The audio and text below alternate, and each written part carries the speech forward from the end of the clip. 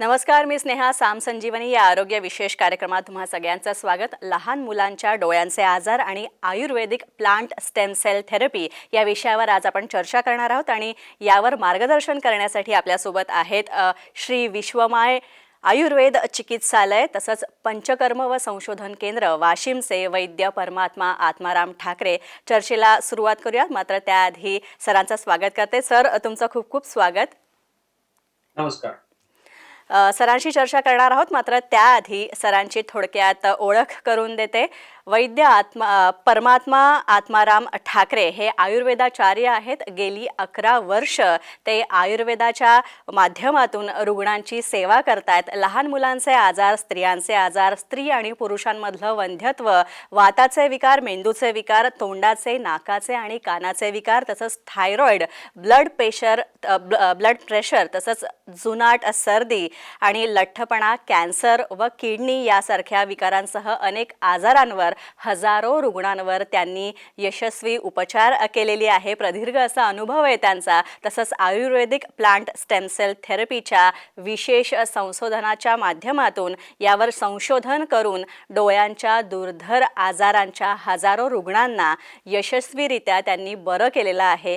ज्या रुग्णांना जवळची किंवा लांबची दृष्टी कमी झालेली होती त्या रुग्णांना तब्बल 5 ते 10 मिनिटांमध्ये दृष्टी सुधारून स्पष्ट वाचता आणि लिहिता येऊ लागलं. तसंच ज्या लहान मुलांना फळ्यावरचं दिसत नव्हतं किंवा चष्म्याचा नंबर त्यांच्या वाढलेला होता, त्यांना 2 ते 2.5 महिन्यातच त्यांचा चष्म्याचा नंबर कमी होऊन दृष्टी त्यांची सुधारण्यात आली. तसंच हे आयुर्वेदिक उपचार जे आहेत, हे प्लांट स्टेम सेल थेरपी जे आहेत, हे त्याचं वैशिष्ट्य आहे. श्री विश्वमय आयुर्वेद चिकित्सालय हे महाराष्ट्रातील एकमेव आयुर्वेदिक चिकित्सालय आहे जिथे डोळ्यांच्या वेगवेगळ्या आजारांवर आयुर्वेदिकरित्या प्लांट स्टेम सेल थेरपी जी आहे त्याची उपचार पद्धती दिली जाते. आयुर्वेदिक प्लांट स्टेम सेल थेरपी ही उपचार पद्धती डोळ्यांचे आजार, मणक्याचे व मेंदूचे आजार यावर अत्यंत परिणामकारक ठरलेली आहे. त्यापैकी आज आपण डोळ्यांचा पडदा जो आहे, डोळ्यांचा पडदा आणि रक्तवाहिन्यांचे आजार आणि त्याच्यावरचे प्लांट स्टेम सेल थेरपीवरचे उपचार यावर चर्चा करणार आहोत. डॉक्टर, पुन्हा एकदा तुमचं स्वागत आमच्या शोमध्ये. नमस्कार. सर, पहिला प्रश्न असा आहे की डोळे खरं तर आपला पंचेंद्रियांपैकी महत्त्वाचा अवयव आहे आणि डोळ्यांचं महत्त्व खरं तर सगळ्यांनाच माहिती आहे. ही सगळी सुंदर दुनिया जी आहे ती आपल्याला आपल्या डोळ्यांनी दिसते. मात्र या डोळ्यांची जपणूक आपण लहान असल्यापासूनच व्यवस्थित व्हायला हवी. किंबहुना लहान मुलांमध्ये विशेषतः खरं तर अलीकडे चष्मा लागण्याचं प्रमाण किंवा लहान मुलांमधला दृष्टीदोष, चष्म्याचा नंबर वाढणं, हे सगळं प्रमाण खूप वाढतं आहे. तर याची नेमकी कारणं काय आहेत सध्या? आता कसं आहे, दृष्टी ही फक्त मानव असा एक प्राणी आहे पृथ्वी तलावरचा की त्याला सर्व जे वेगवेगळे निसर्गाने कलर दिले आहेत ते पहिले बघू शकतो. प्राण्यांना सगळं ब्लॅक अँड व्हाईट दिसतं असं हे आहे, रिसर्च आहे. फक्त मानवच असा आहे की त्याला कलरफुल जे दुनिया आहेत, 7 कलर आहेत ते पूर्ण दिसतात. परंतु याच्यामध्ये कसं आहे, व्हिज्युअल जे सिस्टम आहे मानवाचं, हे पूर्ण पूर्ण शरीरावर अवलंबून आहे, प्रत्येक अवयवावर अवलंबून आहे. आणि मानवाची जर उत्पत्ती जर बघाल तर एक बालवय असते, एक मध्यवय असतं आणि नंतर एक म्हातार वय असतं. या बालवयामध्येच जर आपल्याला छोट्या छोट्या गोष्टी, ज्या दैनंदिन जीवनातल्या गोष्टी, आपल्याला छोटे छोटे आजार यांना जर कंट्रोल मध्ये ठेवलं किंवा हे योग्य वेळी जर यांचं निदान झाले तर पुढे जे दृष्टीवर जे वेगवेगळे गंभीर स्वरूपाचे जे आजार होणार आहेत ते होणार नाही. हेच आपल्याला आज या प्रोग्राम माध्यमातून सांगायचंय. आता याच्यातल्या जी आता सध्या जगामध्ये सगळं ऑनलाईन सगळं सिस्टम झालंय, परंतु याच्या टीव्ही आहे, मोबाईल आहे, स्ट्रेस टेन्शन अभ्यासाचं आहे. तर याच्यामुळे हे आता जर व्यवहारात जर बघितलं तर जे डोळ्यावरचा जो प्रेशर आहे हे सतत लहान मुलांच्या जास्त असतं. 1 ते 14 वर्षापर्यंत बालकाचा मेंदू आणि डोळ्याची जी दृष्टी आहे, याचे जे स्नायू आहे याचं पोषण होत राहतं आणि याचं कम्प्लीट जे आहे ते 15 वर्षापर्यंत ही प्रोसेस मेंदूची, डोळ्याची सुदृढ बनण्यासाठी चालू राहते. परंतु कमी वयात किंवा कमी वयामध्ये हे मोबाईल, टीव्हीचे जे आता सध्या ऑनलाईनचे अभ्यास आले त्याच्यामुळे सतत प्रेशर राहतं. देवाने जी दृष्टी दिलेली आहे ती सृष्टी बघण्यासाठी आणि त्याचा उपयोग करण्यासाठी दिलाय. परंतु डोळ्याचे जे विजन आहे ते जवळचं बघण्यासाठी नाही, ते लांबचं बघण्यासाठी देवाने त्याची उत्पत्ती केलेली आहे. परंतु आता सगळे काय झाल्याचं सगळ्या गोष्टी जवळच येऊन थांबलेल्या आहेत. त्याच्यामुळं लांबचं बघणं हे फार कमी झालंय आणि जवळचं बघणं हे जास्तीत जास्त झालंय. त्याच्यामुळं रिफ्रॅक्टिव्ह एरर्स हं. कॉर्नियामध्ये याचे चेंजेस यायला लागतात, ते आपण पुढे बोलणारच आहोत. हे एक त्याच्यामध्ये एक महत्वाचं कारण आहे सध्या. अनुवंशिकता हा एक सगळ्यात महत्वाचा प्रश्न आहे. कारण की सध्या आई-वडिलांना चष्मे आहेत, तर मुलांनाही चष्म्याचं रूपांतर लवकरात लवकर होतं. जे 35-40 वर्षांना आई-वडिलांना चष्मे लागले, त्यांच्या मुलांना ते वयाच्या 18-20 वर्षे, 15 वर्षामध्ये सुरू झाले. कारण की हे जे शरीरातलं सिस्टम आहे, चष्मा हा एक सेकंडरी ऑप्शन आहे. हं. परंतु चष्मा आपल्याला न घालायचा नसेल किंवा चष्म्यापासून लांब राहायचं असेल तर आपलं व्हिज्युअल सिस्टम कुठं इनकरेक्ट आहे ते प्रॉपर आयुर्वेदाचं एक डायग्नोसिस आहे, त्या पद्धतीनं जाणं गरजेचं आहे आणि त्या पद्धतीने त्याचं उत्तर काढणं गरजेचं आहे. आता अनुवंशिकतेचे आजार जे आहेत ते आईच्या पोटात बाळ असतं तेव्हापासून याचे एक कारण असतात. जसं आता स्पिंट आहे किंवा काही वेगवेगळे सिंड्रोम आलेले आहेत आता सध्या, त्याचे आपण नंतर पुढं स्पेशली आजारामध्ये बघूया. पण अनुवंशिकतेचा विचार हा खूप महत्वाचा येतो आणि आयुर्वेदामध्ये स्टेम सेल थेरपीमध्ये याची उत्तर 100% आहे. आता गर्भधारणा जेव्हा आईच्या पोटात बाळ असतं तेव्हा त्या मातेचा आहार कसा आहे, दिनचर्या कशी आहे. एखाद्या स्त्रियांना जास्त आंबट खाण्याची खूप इच्छा होते, कोणाला जास्त गोड खाण्याची इच्छा होते, कोणाला तिखट खाण्याची इच्छा होते. हं. तर ह्या मधुर, आम्ल, लवण, कटू, तिक्त कशा आहे, 6 रसाचे जे आहार आहे हं. त्याच्यामध्ये जर अतिसेवन केलं तरीही उद्या लहान मुलाच्या डोळ्याचे, मेंदूचे किंवा शारीरिक विकासाचे किंवा शारीरिक विकाराची उत्पत्ती आपल्याला दिसते. हं. तर लहान मुलांना बालदमा आहे, अस्थमा आहे किंवा टायफॉइड आहे, मलेरिया आहे, असे छोटे छोटे आजार असतात. परंतु या छोट्या आजारामधल्या नंतर त्या डोळ्याच्या आजूबाजूच्या मांसपेशीचं, रक्तवाहिन्याचं, हां. न्यूरॉनचं पोषण होत नाही आणि नंतर हळूहळू त्या मुलांची दृष्टी जवळची किंवा लांबची कमी होते. आता अस्थमा झाला, टायफॉइड झालं किंवा कफ झाला, हं. हा कफस्रोतसाचा व्याधी आहे. आयुर्वेदामध्ये त्रिदोष सांगितले, वात, पित्त आणि कफ. या कफाची वृद्धी जर झाली तर हं. शरीरामधलं जे सिस्टम आहे किंवा डोळ्याच्या रक्तवाहिन्याचं जे पोषण आहे तिथे अवरोध यायला लागतो किंवा तिथे सूज यायला लागतं. डोळ्याचं पोषण न झाल्यामुळे, नीट न झाल्यामुळे त्यांना काय होतं, मग पोषणामध्ये त्या स्नायूचं लिथर्जिक यायला लागतो, थकायला लागतो आणि अगदी. नंतर तिथनं मग डोळ्याचे नंबर वाढणं हे हं. चालू राहतात. इथे एक पुन्हा दुसरा एक महत्वाचा प्रश्न येतो, ते पाचनक्रिया. हं. आता व्यवहारामध्ये बरेच मुलं असे आहेत की त्यांना 2-2, 4-4 दिवस संडासच जात नाही हं. आणि संडासही आली तर त्यांचं स्वच्छ जे आहे ते कडक व्हायला लागतं. तर अगदी. हे सिस्टम मुळात महत्वाचं कारण आहे की हं. उद्या तुमच्या मेंदूचे, डोळ्याचे आणि सर्वांगीण विकास, हं. ही क्रिया, पाचन क्रिया महत्वाची आहे. हं. तर पाचन क्रिया जे आहार खातो, आहार खाल्ल्याच्या नंतर रस, रक्त, मांस, मेद, अस्थि, मज्जा, शुक्र, 7 धातू हे आयुर्वेदामध्ये बनले जातात हं. आणि त्या आहार रसाचं रूपांतर रक्तात होणं गरजेचं आहे आणि रक्त हे चांगल्या क्वालिटीचं, चांगल्या दर्जेचं जर बनलं तर नक्कीच. त्या हां. डोळ्याचं, मेंदूचं पोषण होणार आहे, त्या मांसपेशीचं पोषण होणार आहे, रेटिनाचं पोषण होणार आहे, नर्वचं पोषण होणार आहे हं. आणि नंतर याच्यात सगळ्या गोष्टीचं जर पोषण झालं तर डोळ्याची दृष्टी आपल्याला ही पुढे चांगल्या दर्जाची राहू शकते. आणि बऱ्याच आता एक थोडक्यात एक दुसरा एक थोडासा डोळ्याची पोषणाची विकृती ही हं. जागतिक लेवलचा खूप मोठा इश्यू झालाय. आता व्हिटॅमिन सप्लिमेंट खा, परंतु व्हिटॅमिन्स किती खायचे आणि ते शरीरामध्ये गेल्याच्या नंतर एक डायजेस्टिव्ह सिस्टम आहे, हं. ते ऍब्झॉर्ब करण्याचं एक सिस्टम आहे, त्याच्यामध्ये होत नाही. हं. इथं कारण की पाचन क्षमता हीच या रुग्णाची कमी होते आणि पाचन क्षमता कोणत्या कारणामुळे झाली हे पहिले करेक्ट करून घ्यावं, त्याचं निदान करावं, आयुर्वेदाचं म्हणणं काय त्या पद्धतीने ऐकून घ्यावं आणि त्यानंतर त्याचे उपचार आयुर्वेदात खूप सुलभ आणि चांगल्या दर्जाचे आहे. हां. एवढं मला नक्कीच सांगायचं. असे डॉक्टर. जे नक्कीच डॉक्टर. खरं तर तुमच्या बोलण्यात मगाशी तुमच्या उत्तरात डोळ्यांचे आनुवंशिक आजार जे आहेत लहान मुलांमधले त्याचा उल्लेख आला. मात्र त्याविषयी आपण जाणून घेणार आहोत. मात्र त्याआधी डॉक्टरांकडे उपचार घेणाऱ्या काही रुग्णांची प्रतिक्रिया आपण ऐकूया. नमस्कार, मी शिवानी आगरकर. मला आधी डोळ्यावर ताण यायचा व स्पष्ट दिसायचं नाही, दूरचं दिसायचं नाही, वाचण्यात त्रास व्हायचा. नंतर मला श्वासाचा त्रास देखील होता. मला सर्दी व्हायची वातावरण बदललं की. सर्दीचा बराच त्रास होता मला आणि ॲसिडिटीचा देखील थोडा त्रास होता. मात्र आम्ही भरपूर उपचार करून बघितले बट काही उपयोग झाला नाही. मग नंतर आम्हाला विश्वमाया हॉस्पिटलबद्दल कळलं. नंतर ठाकरे डॉक्टरांची ट्रीटमेंट सुरू केली आम्ही. त्यानंतर मात्र 3 ते 4 महिन्यातच मला माझा डोळ्यावरचा ताण अगदी नाहीसा झाला. मला बिना चष्म्याचं देखील आता वाचता येतं, व्यवस्थित दिसतं सगळं. मी 1 महिना चष्मा वापरला नाही तरी पण मला सगळं व्यवस्थित वाचता येतं, ताण येत नाही बिलकुल आणि श्वासाचा त्रास तर अगदी नाहीसा झाला आहे आणि सर्दी देखील होत नाही आता आणि ॲसिडिटीचा त्रास देखील पूर्णपणे नाहीसा झाला आहे. तर रुग्णांची प्रतिक्रिया आपण ऐकलीत. यानंतर डोळ्यांचे अनुवंशिक आजार लहान मुलांमध्ये कशा प्रकारे दिसून येतात आणि ते कोणकोणते आहेत, डॉक्टर यासंबंधी आम्हाला थोडीशी माहिती द्या. आता अनुवंशिकता कशी आहे, मी बघा ओझर तर बोललोच आहे. हं. सगळा जो विषय येतो तो आईच्या पोटात बाळ असताना येतो आणि आई वडिलांना जे आजार असतात त्याच्यावर सगळं अनुवंशिकता आहे. पण बीजदोष, बीजसंस्कार, गर्भसंस्कार हा आयुर्वेदामध्ये खूप चांगल्या पद्धतीनं वर्णन करून ठेवला अगदी. आणि याचे सगळ्यात बेस्ट उत्तर आहे. आता आपण हं. 100% एखादा ऍक्सिडेंट झाला तर 100% डॅमेज होणार आहोत, हं. परंतु 20% झालं तर 80% तर वाचलो ना. हं. ही अनुवंशिकतेच्या आयुर्वेदामध्ये सगळ्यात महत्वाचं एक उत्तर आहे.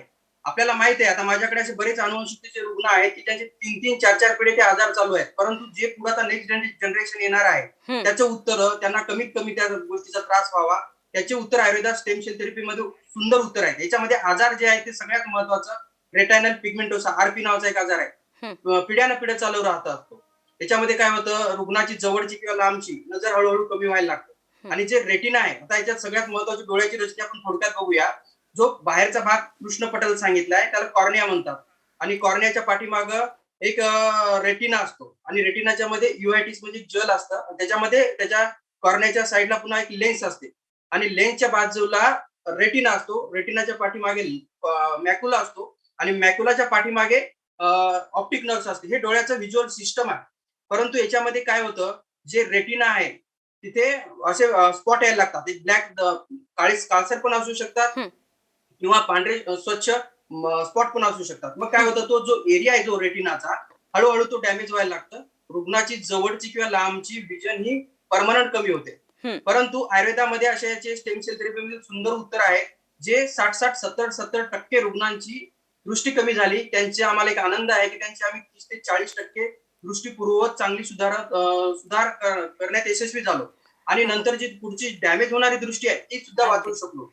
हे झालं रेटिनल पिगमेंटोसाचं. याच्यामध्ये एक नाईट ब्लाइंडनेस आणि डे ब्लाइंडनेस म्हणजे काय होतं, काही रुग्णामध्ये दिवसा हळूहळू दिसणं कमी होतं, काही काही रुग्णाला रात्रीचं दिसणं कमी होतं. हे अगदी. त्याच्यामध्ये 2 कफविदग्ध दृष्टी ही आयुर्वेदामध्ये वर्णन केलेली आहे. हं. बऱ्याच रुग्णाला असं वाटेल किंवा बऱ्याच प्रेक्षकांना वाटेल आयुर्वेदामध्ये या सगळ्या आजाराचा अभ्यास आहे का? आयुर्वेदामध्ये 100 असे आय डिसीज आहेत की त्यांचा कम्प्लीट अभ्यास आहे. चरक सुश्रुत वाग्भटाचार्यांनी एक वेगळं डिपार्टमेंट याचं सांगून ठेवलेलं आहे. हं. आणि या असाध्य आजाराला, कष्टसाध्य आजाराला याच्या पाठीमागे लागून सतत जर औषधं आणि याची काही पंचक्रमाचा भाग आहे, काही स्टेम सेल थेरपीचे उपचार आहे ते करून घेतल्याच्या नंतर पुढे प्रश्न येत नाहीत. आता याच्यात ग्लुकोमा आणि कॅट्रॅक्ट ही 2 सध्या लहान मुलांमध्ये खूप प्रमाणात वाढत आहे. आता हां. आपण बघत असाल की कॅट्रॅक्ट हा मोठ्या माणसात पूर्वी दिसत होता, आता परंतु तो लहान मुलांमध्ये पण येऊन बसला. हं. हं. कॅट्रॅक्ट होणं, मोतीबिंदू होणं, त्याच्या कॅट्रॅक्टचं काय आहे, याच्यामध्ये सगळ्यात महत्वाचं जे टिश्यू आहेत लेन्सचे ते हळूहळू डॅमेज व्हायला लागतात. डोळ्याचं पोषण होत नाही आणि नंतर हळूहळू त्या मुलांना दिसण्याची विजन जवळची किंवा लांबची कमी होते. मग अगदी. ग्लुकोमा याच्यामध्ये काय व्हायला लागतं, हं. टिश्यू तर डॅमेज होतात पण त्याचं प्रेशर पण वाढतं. हं. याला प्रेशर वाढल्याच्या नंतर त्या रुग्णाची, त्या बालकाची विजन ही कम्प्लीट डॅमेज होऊ शकते. हं. आता काही असं डोळ्यामधलं एक प्रेशर असते की ते एक त्या लिमिट पर्यंत असायला पाहिजे, परंतु त्याचं प्रेशर हाय झालं तर इंटरनल रप्चरिंग होऊ शकतं, ब्लिडिंग होऊ शकतं आणि त्या रुग्णाची कायमस्वरूपाची दृष्टी जाऊ शकते. आणि ग्लुकोमाचं ऑपरेशन केलं तरी परत होण्याचे चान्सेस आहेत, परंतु ज्या लोकांना परत होऊ नये किंवा याच्यापासून आपल्याला पूर्ण बाहेर निघायचं तर आयुर्वेदाचं स्टेम सेल थेरपी खूप चांगल्या पद्धतीने ते उपचार आपल्याला करून रुग्णाला आपण देऊ शकतो आणि त्याच्यातून रुग्ण पूर्णतः बाहेर पण येतो आणि परतही त्या गोष्टी होत नाही. आता ग्लुकोमाचं इंट्राऑक्युलर प्रेशर जे असतं ते अति प्रमाणात वाढतं आणि वाढल्याच्या नंतर जसं मी तुम्हाला सांगितलं ब्लिडिंग होऊ शकतं किंवा रप्चर होऊ शकतं. हे महत्वाचे कारण पुन्हा विजन जे आहे ते रेटिना पण पूर्ण डॅमेज नंतर होऊ शकतो. आणि रेटॅनोपॅथी, आता नवजात मुलगाची जी रेटॅनोपॅथी अनुवंशिकतेचा विषय येतो, हं. तर जे लहान मुलं असतात, लहान मुलं जेव्हा आईच्या पोटातून बाहेर आलेले असतात तेव्हापासून रेटॅनोपॅथी नावाचा एक आजार आहे. रेटॅनोपॅथी म्हणजे त्याच्या नावातच आहे. त्याचे हं. जे रेटिना आहे त्याचे टिश्यू हळूहळू हे सुजायला लागतात. अन्य होय. कारणामुळे, अन्य डिसीजमुळे किंवा ऑटोइम्युनिटी डिसऑर्डर असल्यामुळे नंतर ती जे सेल्स आहेत ते हं. हळूहळू मरायला लागतात आणि त्या रुग्णाची कायमस्वरूपाची दृष्टी जाते. आता ऑप्टिक ॲट्रॉफी पण याच्यामध्ये कंजेनायटल मध्ये आलेला आहे हं. आणि रेटायनल रिलेटेड ही म्हणजे पडदा आणि ऑप्टिक नर्व्स या दोन्ही आजार जे आहेत या महत्वाचे म्हणजे गंभीर स्वरूपाचे आजार आहेत. उद्या यांना जर काही डिफेक्ट आला तर हं. याचं काय होतं, पुढे दृष्टी कायमस्वरूपाची जाते. तर ह्या हं. गोष्टीला आपल्याला आयुर्वेदामध्ये खूप चांगल्या पद्धतीने उपचार आहेत आणि रिझल्ट पण आहे. नक्कीच सर. डॉक्टर वैद्य परमात्मा ठाकरे, खरं तर तुमच्याकडनं आणखीनही प्लांट स्टेम सेल थेरपी जी आहे डोळ्यांबाबतची, त्यावर आणखी काय उपचार आहेत, आणखी कशा पद्धतीने उपचार केले जातात ते मी जाणून घेणार आहोत. मात्र त्याआधी खरं तर विश्वमाय आयुर्वेदिक चिकित्सालयामध्ये कशा प्रकारे रुग्ण उपचार घेतात आणि त्यांचे अनुभव काय आहेत हे सांगणारा एक व्हिडिओ पाहूया. नाव काय बाळाचं? शिवम नितीन कापसे. गाव कोणतं? जेजुरी. आधी काय त्रास होतो बाळाला?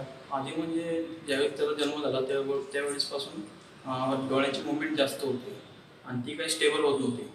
मग आम्ही दुसरीकडे भरपूर ट्राय केला, पण ते काय त्याच्यावर काही इलाज नव्हता. आणि ते म्हणले की मग असंच होत, म्हणजे हळूहळू होईल. मग तसं काही फरक वाटला नाही आम्हाला. म्हणजे एक वर्ष म्हणलं ते चालायला. ठीक आहे. आता बाळाचं वय किती आहे? आत्ता 1 वर्ष 2 महिने. 1 वर्ष 2 महिने. आधी खूप दवाखाने केले? हां, ते केलं. ओके, ठीक आहे. आताच्या कंडिशनमध्ये काय बाळाची? आत्ता आम्ही ट्रीटमेंट 2 महिन्यापासून डॉक्टरकडे घेतोय. तर त्यामध्ये आम्हाला भरपूर फरक जाणवला. एक म्हणजे ते डोळे स्टेबल झाले आणि दुसरं म्हणजे अंगाची हालचाल जास्त वाढली. ओके, ठीक आहे. आणि बघायचं जे होतं त्याचं डोळ्याची एकदम समजा बघायची जी मुवमेंट होती तो व्यवस्थित बघतो. सेंट्रल आले. सेंट्रल. म्हणजे तो व्यवस्थित ठेवतच नव्हतो समोर, आता म्हणजे समोर तरी ठेवतोय ऍटलीस्ट. ठीक आहे. किती % फरक वाढला त्याच्यामध्ये? तरी 50% म्हणजे ते चाललंय.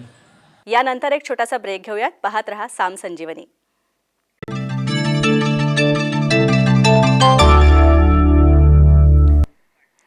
ब्रेकनंतर साम संजीवनीमध्ये पुन्हा एकदा आपलं स्वागत. आपल्याबरोबर आहेत वैद्य परमात्मा ठाकरे. सर, खरं तर लहान मुलांमध्ये डोळ्यांच्या रक्तवाहिन्या आणि पडदा यांचे आजार नेमके कोणते आहेत आणि नेमके हे आजार कशामुळे होतात? आता सगळ्यात महत्वाचं कसं आहे, जो रेटिना आहे ना तो सगळ्यात महत्वाचा, आणि रेटिना, पडदा आणि ऑप्टिक नर्व्ह ह्या रक्तापासून बनलेले आहेत. सगळ्यात महत्वाचं जर इम्युनिटी जे आहे, आयुर्वेदाचं काय म्हणणं आहे, रक्त आणि कफ हे 2 दोष शरीरामध्ये चांगलं असणं गरजेचं आहे. तर तुमचा रेटिना, डोळा, मेंदू, सीएनएस ह्या सगळ्या गोष्टी चांगल्या पद्धतीने राहू शकतात. सीएनएस म्हणजे spinal cord, central nervous system.